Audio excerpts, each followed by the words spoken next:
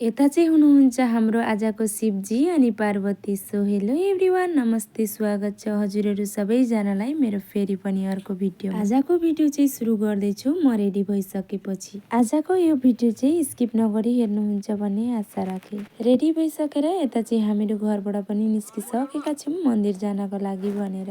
हामीहरू चाहिँ अहिले मन्दिर पनि आइपुगिसकेका छौँ। आजबाट चाहिँ हाम्रो गाउँमा 10 दिनसम्म चल्ने श्री शिव महापुराण सुरु हुन लाग्यो। अब आज चाहिँ हो जल यात्रा।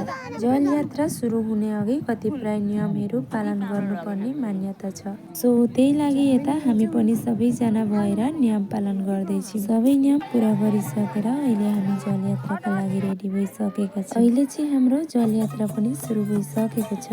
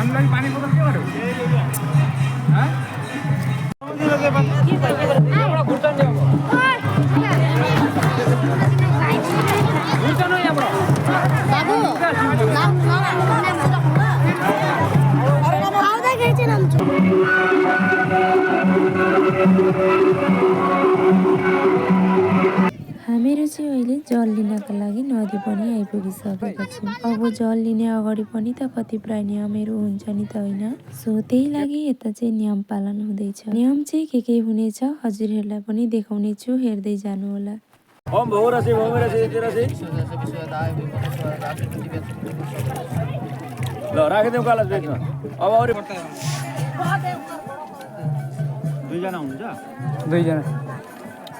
ओम वनसे दुर्वा दुर्वंतम दुष्मा दुर्वंतम दुर्वयं वयं दुर्वा महादेवानां शिवनितमगुं सततमं प्रथमं शिशतमं देवं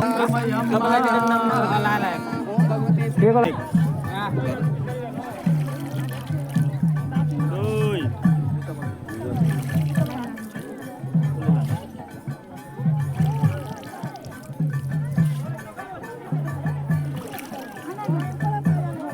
अरू कलशमा एक कतिले हाल्ने, एक कतिले हाल्ने अनि अस्ति कलशमा जति भर्ने भरे उठाएर गर्नु। एकछिन नभरौँ है, यो एकछिन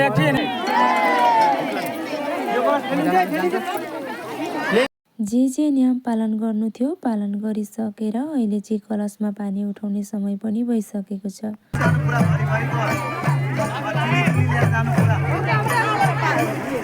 कलशमा पानी उठाएर हामी चाहिँ अहिले जाँदैछौँ मन्दिरतिर।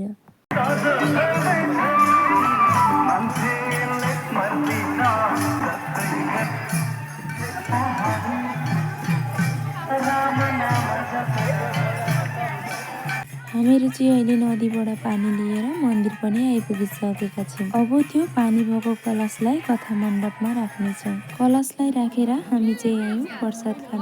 यता चाहिँ सबैजना प्रसाद खानका लागि भनेर आइपुगी पनि सक्नु भएको छ। सो हुन्छ त गाइस, आजको लागि यति नै। फेरि भेट्नेछु अर्को एउटा नौतन भिडियोमा।